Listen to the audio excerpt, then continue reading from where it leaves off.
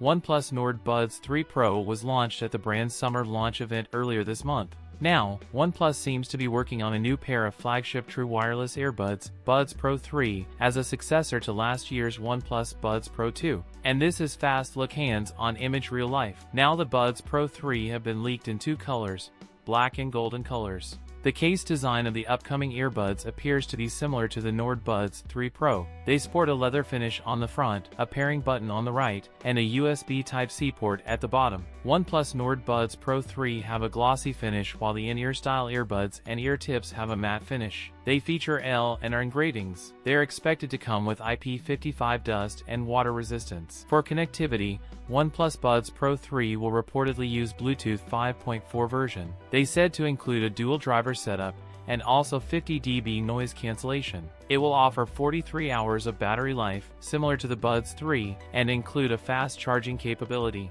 No information about price. That's it for today's video. If you enjoyed it, don't forget to like, comment, and subscribe for more content. Thanks for watching, and I'll see you in the next one.